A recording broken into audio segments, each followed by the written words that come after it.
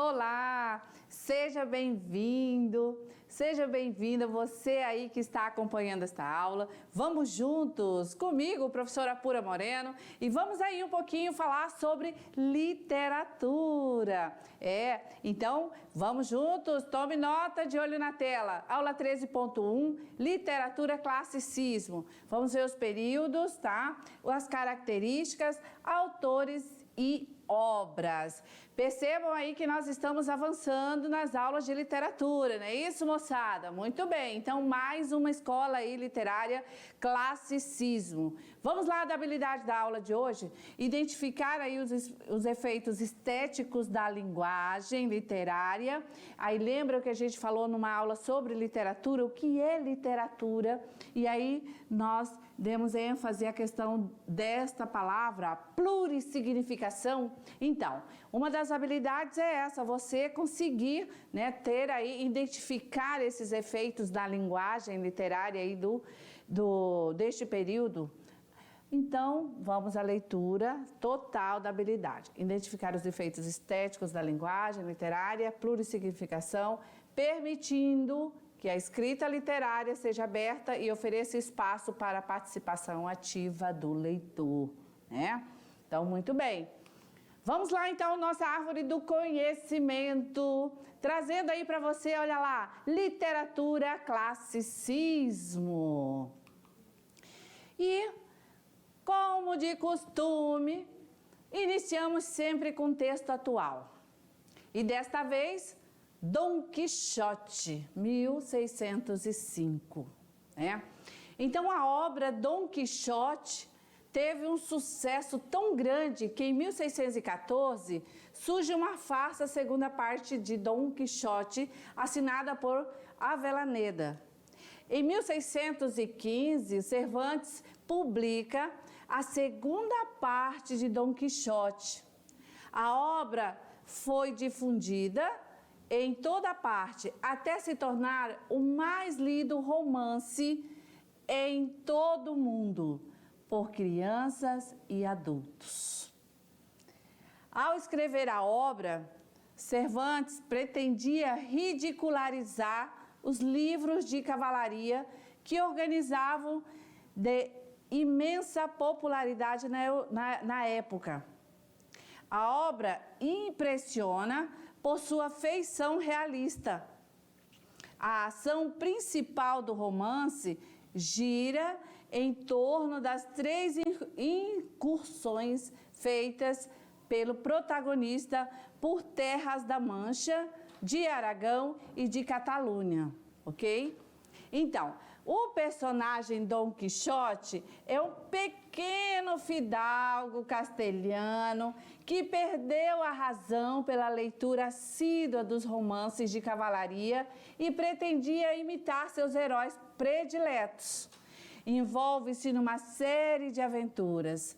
Na primeira série de suas aventuras imaginárias, Dom Quixote fez-se armar, né, cavaleiro pelo proprietário de um albergue e leva consigo seu escudeiro, o pobre camponês Sancho Pança, que se deixara atrair pelas miragens do cavaleiro. Então, assim, embora se desenvolva em torno do real e do imaginário, o livro possui episódios em que os dois planos se confundem e em que o imaginário se torna a própria realidade, ok? Então, olha aí, ó, Dom Quixote, né? Você já teve curiosidade em ler esta obra? Se não, agora já tem informações e pode estar fazendo aí a leitura, ok? Vamos aí um pouquinho sobre o autor. Então, nós temos aqui, né, Miguel de Cervantes. Vamos ver um pouquinho sobre a vida de Miguel Cervantes, biografia. Miguel de Cervantes nasceu em 1547, né, e morreu em 1616. Pronto. Quem foi Miguel Cervantes? Um escritor, dramaturgo. Olha aí, o que isso quer dizer? Que produzia peças teatrais, né? E também poeta espanhol, autor de Dom Quixote. Dom Quixote é uma obra-prima da literatura universal. Foi considerado o precursor do realismo na Espanha, né? Então, quando a gente estiver estudando lá essa escola, você vai ter que linkar aí como um dos personagens aí, né, iniciante do realismo, Miguel Cervantes. Então, o nome completo, né? Olha aqui para você, não vai mais passar apurado quando alguém perguntar. Miguel de Cervantes Saavedra nasceu em Alcalá de Henares, que nome é esse, né? Provavelmente em 29 de setembro de 1547. Miguel de Cervantes é filho do cirurgião Rodrigo e Leonor de Cortinas. Ele tinha 6 irmãos. Em 1569, Miguel de Cervantes alistou-se no exército, partindo no ano seguinte como soldado para a Itália. Ele participou em 7 de outubro de 1571 da vitoriosa batalha naval de Lepanto contra os turcos. Em que saiu gravemente ferido e ele perdeu aí, né, o movimento da mão esquerda com o tiro. Que pena, né? Que pena, né, amadinha? O que você acha aí de Miguel de Cervantes? Ele aí, um homem bravo, né? Um homem guerreiro, que vai para a guerra, né? Então, assim, a gente tem que tirar o chapéu. Então, Miguel de Cervantes, olha só, ele aí, com essa obra universal, né, Dom Quixote, já iniciando a nossa aula de língua portuguesa, literatura. E vamos aí um pouquinho mais sobre as frases que Miguel Cervantes aí dava esses bordões. Primeira frase, Amadinha. Contento-me com pouco, mas desejo muito. Olha, eu gostei disso aqui. Repete para nós, Amadinha, vamos lá. Contento-me com pouco, mas desejo muito. Quem que a gente não se satisfaz com pouco e deseja muito? Isso mesmo, né? Então, assim, eu acredito que a gente precisa ter realmente algo que nos incentive, não é mesmo? Com certeza. Então, Amadinha, agora fale aí para o nosso estudante que você vai trazer mais outros exemplos. Fala aí. Elimine, preste atenção, amada. Fica de olho aqui conosco, que a gente vai trazer outras frases que foram marcantes de Miguel Cervantes. De olho na tela. Valeu! Elimine a causa e o efeito cessa. Tem mais uma? Com certeza. Quem perde seus bens perde muito. Quem perde um amigo perde mais. Mas quem perde a coragem perde tudo. Concorda com isso? Olha, eu gostei demais, que eu vou agora aqui destacar e eu já vou colocar na minha agenda para que eu possa todos os dias lembrar disso. E vamos lá então, eu vou pedir para você mais uma vez a leitura aí desta mensagem, dessa frase de Miguel de Cervantes. Quem perde seus bens perde muito. Quem perde um amigo perde mais. Mas quem perde a coragem perde tudo. Verdade, né? Então eu jamais quero perder tudo, eu sempre quero estar com essa coragem, tinindo, viu? Vamos lá. Então, alunos da NASA, vamos aqui. Miguel de Cervantes Saavedra, vamos repetir aqui, você não pode perder esta informação.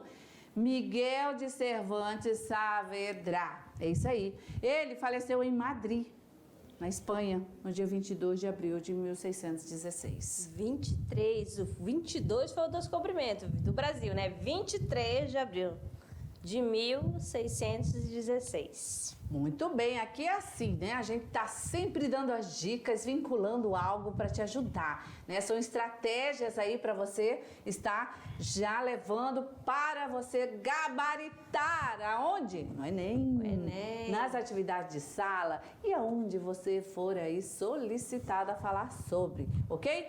Vamos lá então. classicismo e a professora Márcia já chegando e indagando. O classicismo corresponde ao movimento artístico, cultural, que ocorreu durante o período do Renascimento, a partir do século XV, na Europa. O nome do movimento que marca o fim da Idade Média e o início da Idade Moderna.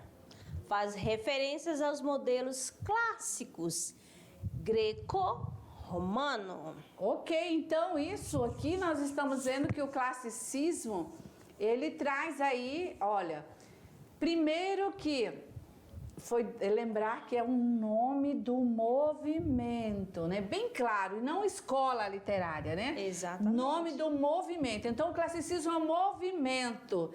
Um movimento que marca o fim da idade e o início da idade, né, média e início da idade moderna. Então, é um movimento que está em transição, né, mudando, né, fazendo parte aí desse processo de mudança, tá? E aí, então, ele faz referência aos modelos clássicos greco-romano. Beleza, então, se está nessa transição, né, no campo da literatura, vamos ver como fica aí o classicismo. Classicismo é o nome dado aos estilos literários que vigoravam no século XVI, na época do Renascimento. Por isso, a produção desse período também é chamada de literatura renascentista.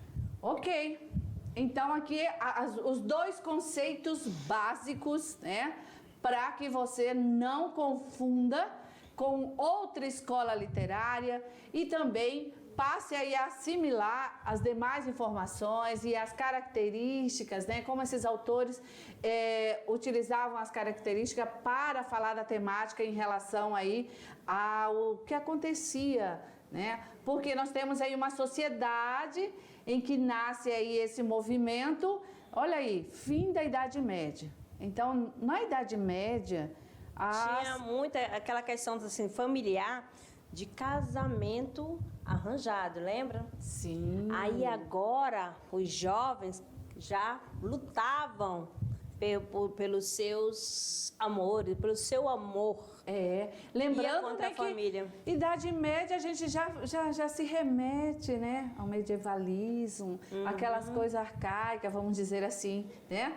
E aí, olha aí, início da Idade Moderna. O que é moderno, né? Pensa, se hoje nós estamos na modernidade, pense no século XV acontecendo isso. Pensar início, diferente daquele padrão, né? Aí da Idade Média. Beleza, então, os textos vão trazer essa realidade.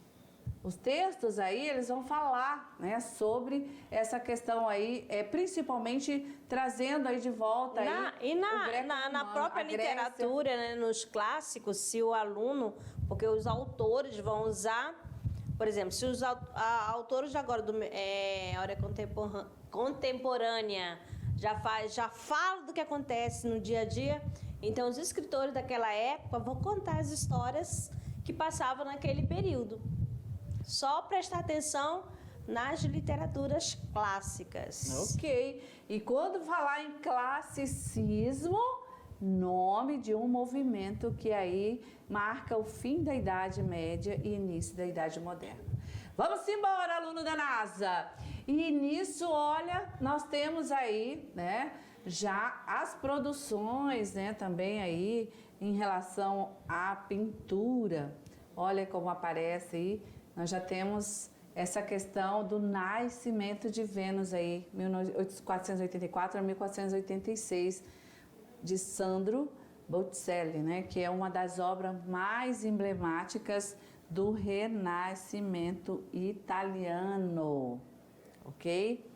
Então, tá a valorização aí, né, desse homem, né, das formas, né?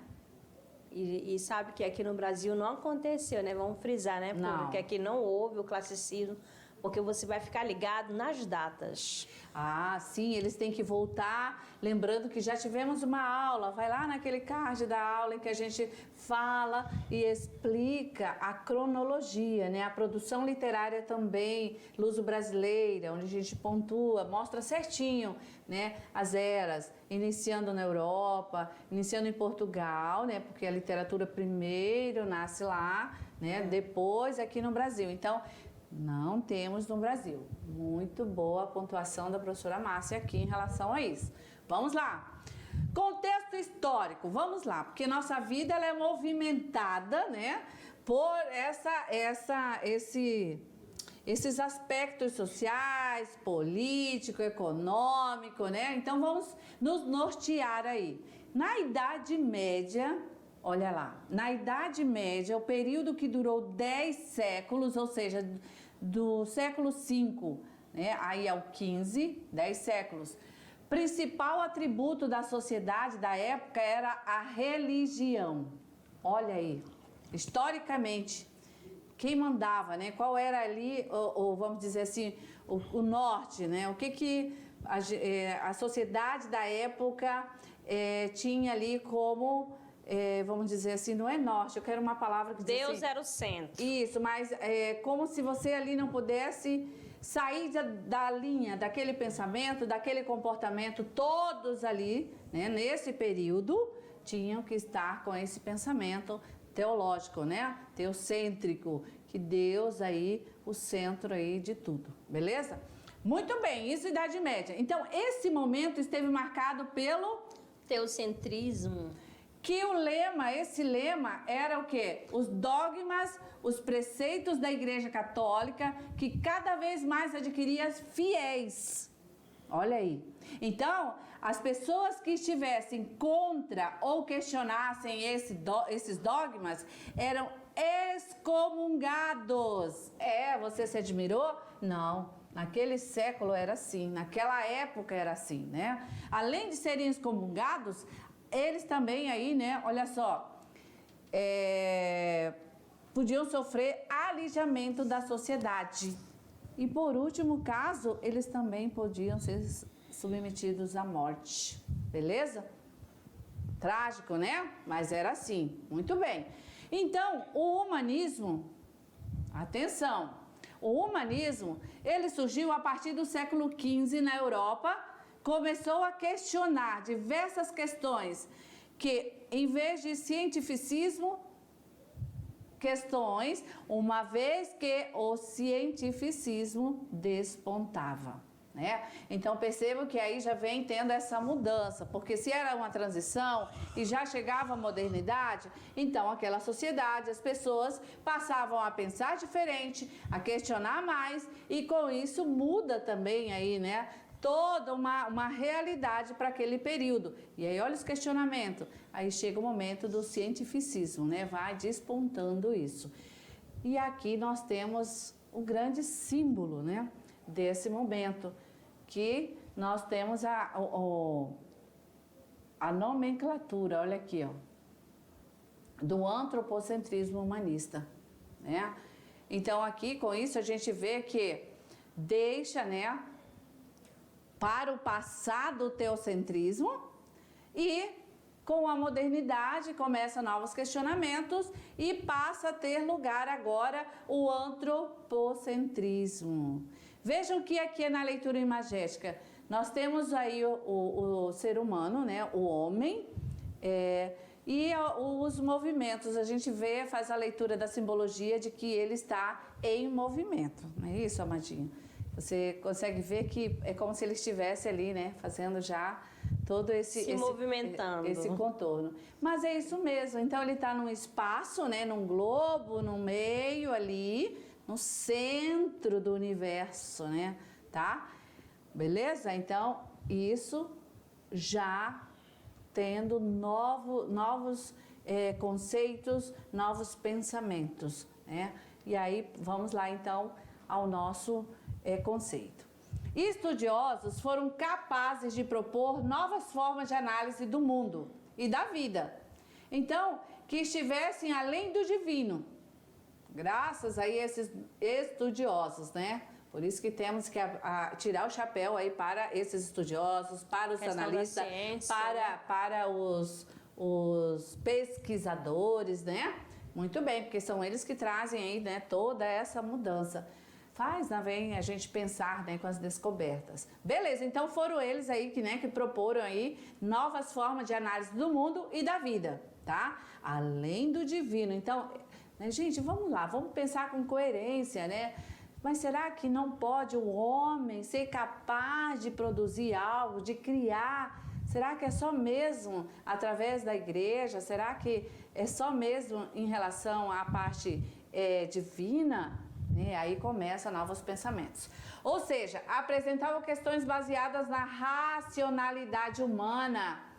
E aí, por isso, nós temos aqui, olha, o antropocentrismo. Nada mais, nada menos, o homem no centro do mundo. Ok? Muito bem. Esses momentos esteve marcado por grandes transformações e descobertas históricas. Quais são elas, amadinhos? As grandes navegações, reforma protestante, que levou à crise religiosa, encabeçado por Martinho Lutero, a invenção da imprensa pelo alemão Gutenberg, o fim do sistema feudal, o início do capitalismo, o cientificismo de Copérnico e Galileu. Então, percebam que aqui pontos históricos vai ficando, né, sendo aí superados por essa nova maneira de pensar, por esse novo comportamento dessa sociedade aí moderna, né? Vamos dizer assim, tá? Então, foi nesse contexto que as pessoas buscavam novas expressões artísticas pautadas no equilíbrio clássico, tá? E aqui, então, nós temos já o renascimento cultural, né? E sobre o Renascimento, nas aulas de História, né, com o Beto e o professor Lorismar, fiquem aí antenados em todas as informações, tá? Porque isso vai te ajudar a compreender aí a produção literária deste movimento. Nós temos aqui a obra, né, de Botticelli, tá? Vinculado, a gente já colocou aqui com, né, a imagem, a representação aqui, a simbologia do homem e o centro, né, tá? O antropocentrismo, quase que não sai, né? Então, olha lá, foi assim que surgiu o Renascimento cultural. Período de grandes transformações artísticas, transformações culturais, período de transformações políticas e que espalhou-se por todo o continente europeu, né? Mais uma vez, tá vendo? Sempre trazendo aonde esse movimento ocorreu, na Europa, tá? E assim, em que consistia este movimento e por que foi tão importante? a importância do Renascimento se deu principalmente pelo fato de ter sido apresentado como uma ruptura com o mundo medieval, que estava organizando na Europa, pautando suas características na cultura greco-romana da Antiguidade Clássica. Pronto. Conseguiu tomar nota? Você, aluno aí que está acompanhando esta aula, importante aqui essa tela, hein? Olha lá, Renascimento, né? Qual é o fato importante do Renascimento? Que ele veio para fazer essa ruptura com o mundo medieval, trazendo aí, né, o quê? As características da cultura greco-romana da Antiguidade Clássica. E aí o que acontece depois? O Renascimento foi uma ruptura com a Idade Média, mas que dependeu do trabalho de muitos eruditos deste período para florescer, devido ao trabalho de preservação e reprodução das obras dos pensadores da Antiguidade. Ou seja, então o Renascimento, para ele se firmar, né, aí dependeu muito, né, dos eruditos, né, para poder aí estar aí preservando, florescendo, na verdade, né? Tá bom? Ok. Então, o classicismo, e aí você já pode estar, viu, fazendo as suas anotações, o seu resumo A partir daqui, vamos lá. A partir daqui não, na verdade, né, desde a necessidade que você aí tenha, né, para fazer aí essas anotações. Ah, tá tranquilo com o conceito de classicismo. Ah, então tudo bem, então não precisa fazer o resumo. Ah, ainda não compreendi, né, o que é o classicismo, por que ele surgiu, como ele surgiu, é uma escola, é um movimento? Aí sim, você pode fazer as anotações, beleza? Então vamos lá. O classicismo foi um movimento cultural que fez parte do Renascimento europeu nos séculos XV e XVI.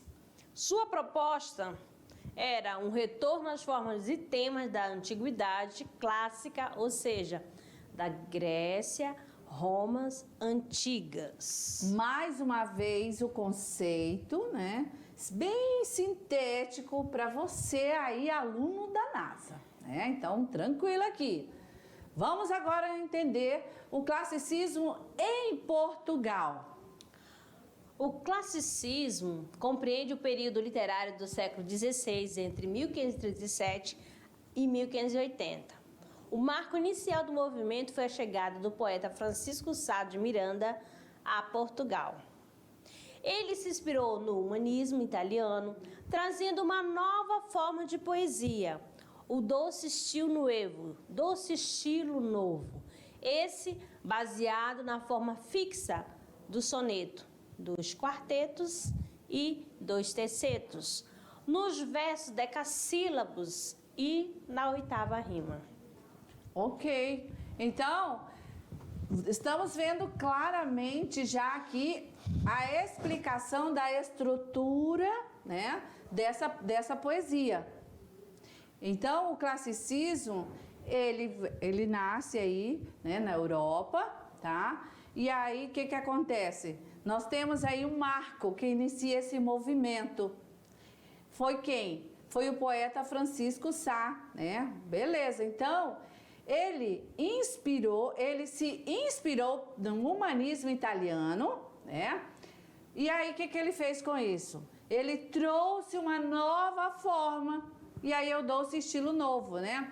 Antes, a gente tinha uma poesia em que nós tínhamos aí a escansão, né? Em 5. E agora vem o doce estilo que traz aí uma forma fixa, que aí é o soneto, né? Esse gênero textual bacana, que você pode estar visualizando o soneto, né? Em que nós temos aí o quê? 2 quartetos, o que é isso? É 1, 2, 3, 4, né? 1, 2, 3, 4. E finalizando com 2 tercetos. 1, 2, 3, 1, 2, 3. Mas também pela fé, né? Tá? Então, isso é fixo, totalizando 14 versos, tá? Não pode nem mais nem menos, é isso aí. E essa forma, olha aí onde ela inicia. No classicismo, né? Em Portugal. E daí para frente, autores seguem aí essa estrutura, tá? E lembrando que os versos decassílabos, né? Quando for fazer a escansão, que é a separação dos versos. Nós vamos ter uma aula sobre isso, tá? Fique tranquila, a gente aqui está falando, mas depois você vai ter uma aula e vai estudar direitinho sobre versos, rimas, né? Essa poesia, tá bom? A construção da poesia. Vamos lá, vamos embora. Além de Sá Miranda, merecem destaque os escritores portugueses, classicistas. Quem são eles? Bernardino Ribeiro, 1482 a 1552, com sua novela Menina Moça, em 1554. Antônio Ferreira, 1528 a 1569, com sua tragédia A Castro, 1587. Ok, mas então nós temos aqui, né, alguns autores. Quem é o mais importante? Ou seja, vamos assim dizer, destaque, né? Que se destacou foi Luís de Camões, né?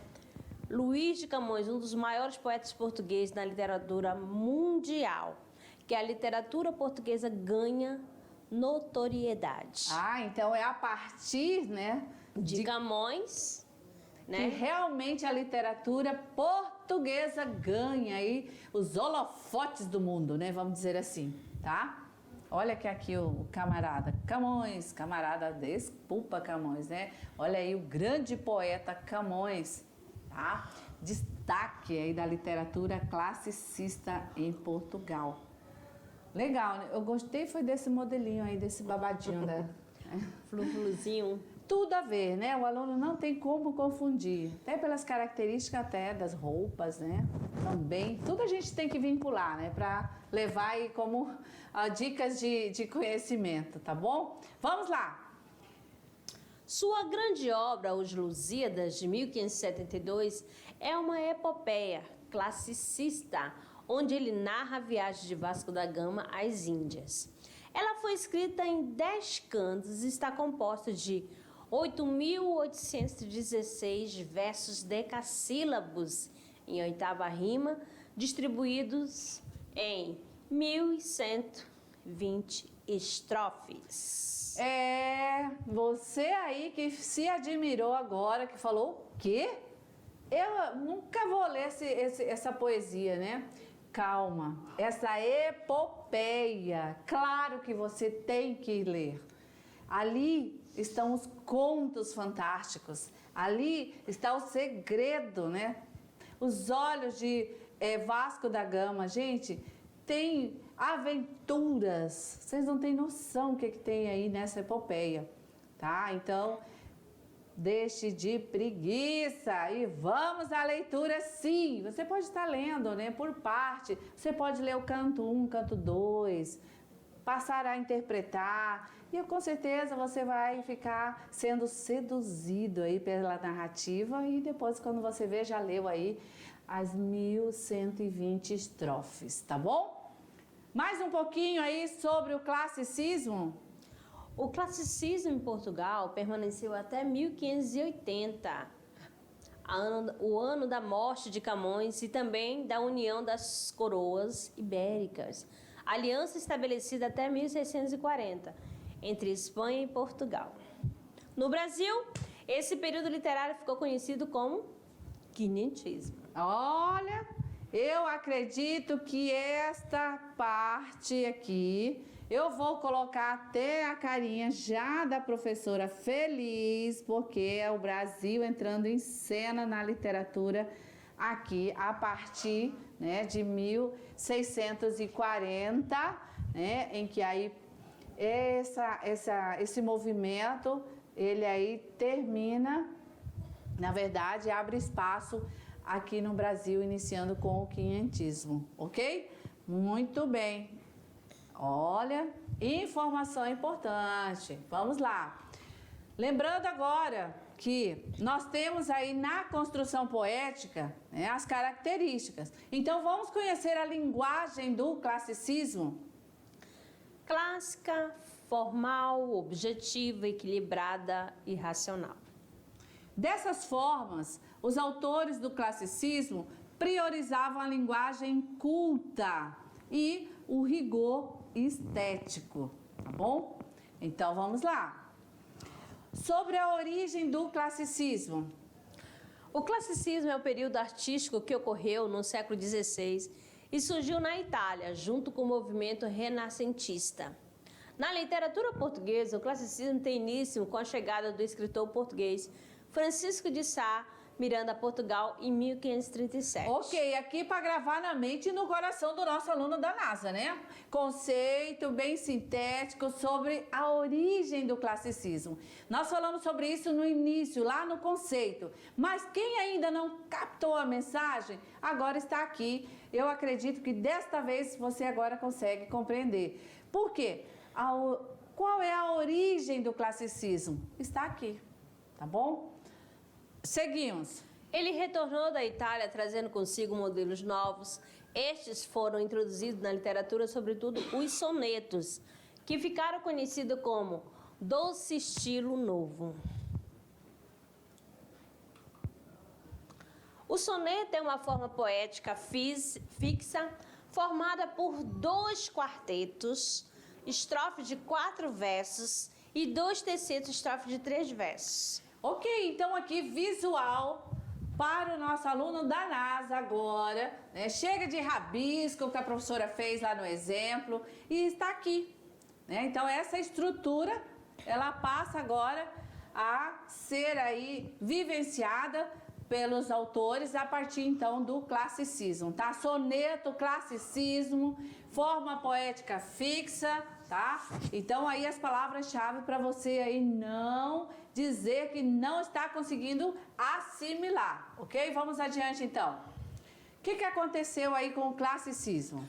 O fim do classicismo corresponde ao ano da morte de Camões, em 1580. Pronto, mais uma vez. Então percebam aqui que trouxemos lá, né, do início, informações pontuais de acordo aí com cada característica. Então, trazendo o soneto, lembrando que no classicismo, essa forma fixa de produção poética, mas que também estamos pontuando aqui o fim, né? Digamos assim, quando é que se encerra esse classicismo? Se encerra na questão de que vai abrir espaço, vai dar espaço para agora uma nova escola literária. Não é que acabou, morreu, ninguém mais utiliza aí, até porque soneto nós vamos ter em outras escolas literárias, tá bom?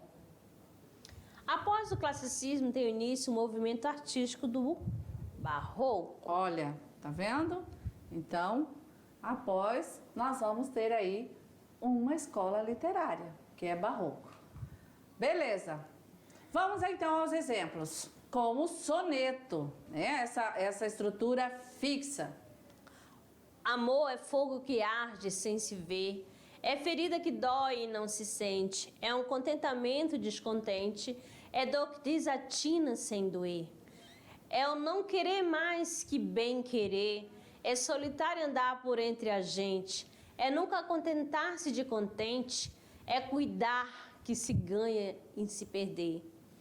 É querer estar preso por vontade e servir a quem vence o vencedor. É ter com quem nos mata lealdade. Mas como causar por seu favor nos corações humanos amizade, se tão contrário a si é o mesmo amor? Ok, então aqui exemplo, né, desse soneto, em que nós temos aqui já a construção. Percebam que nós temos redondilha, né? Que são a estrofe com versos de 5 ou 7 sílabas, tá? E aqui, então, um exemplo de soneto. Vamos agora para as características do classicismo. A primeira, retorno aos modelos clássicos, mitologia greco-romano, ideal platônico e beleza, busca de perfeição estética, harmonia, rigor formal, objetividade, razão e equilíbrio, nacionalismo e antropocentrismo, racionalismo e cientificismo, uso de sonetos e versos decassílabos, temas religiosos e mitológicos.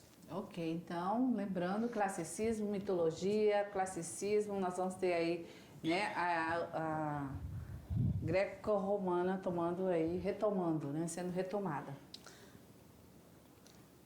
Luís de Camões, né, os principais autores e obra. Luís de Camões e a epopeia Os Lusíadas. Bernardino Ribeiro, novela Menina e Moça. Antônio Ferreira e a tragédia Castro. Miguel de Cervantes, o romance Dom Quixote, Dante Alighieri e o poema épico A Divina Comédia, Francesco Petrarca, a obra poética Cancioneiro e Triunfo, Giovanni Boccaccio, a novela Decameron, Sá de Miranda, obra Poesias. Ok, aqui então a cartela com os principais autores e obra. Alguns exemplos nós temos aqui da linguagem do classicismo, aí um trecho Os Lusíadas, né, de Luís de Camões, e o Canto 9. Tiveram longamente na cidade, sem vender-se a fazenda os dois feitores, que os fiéis por manda falsidade fazem que não lhe compre mercadores, que todo o seu propósito e vontade era deter ali os descobridores da Índia tanto tempo que viessem, de Meca as naus que as suas desfizessem. Ok, narrativa aí, né, então, do Canto 9, nos Os Lusíadas, né? Um pouquinho da epopeia. E aqui é um soneto de Sá de Miranda, é outro exemplo, né? Aqui ele não está na estrutura, mas aí você, como exercício, pode estar separando, tá? Fazendo aí esse exercício. A gente trouxe mesmo para isso, beleza? E um trechinho da obra Divina Comédia, de Dante, tá bem? Vamos lá, a leitura acompanha. No meio do caminho desta vida, me vi perdido numa selva escura, solitário, sem sol e sem saída. Ah, como armar no ar uma figura desta selva selvagem, dura, forte, que, só de eu a pensar, me desfigura? É quase tão amargo como a morte, mas para expor o bem que encontrei. Outros dados darei da minha sorte, não me recordo ao certo como entrei, tomado de uma sonolência estranha, quando a vera vereda abandonei. Ok. E esse outro exemplo, a gente aqui também vai deixar para você, tá? E aí você pode estar fazendo essa separação aí dos tercetos, né? Tá bom? E aí entender que aqui é um exemplo de métrica, tá? Da redondilha que a gente explicou durante aí a aula bem no início. Como é que se separa, né? Como é que se faz essa metrificação, essa separação aí nos versos. Então, aqui são os exemplos, para você entender porque aí a métrica agora passa a ser decassílabo, tá? E aqui a gente percebe que nós temos, ó, uma, duas, três, quatro, cinco. Que é a redondilha menor. Essa aqui ainda na antiga forma, tá? Na antiga forma, que aí eram 5, beleza? E já na nova são 10, tá bom? É sobre isso a questão que a gente deixa aqui, mais um soneto, e esse é conhecido, e você pode exercitar fazendo a escansão para ver realmente se dá aí 10, tá bom? Beleza?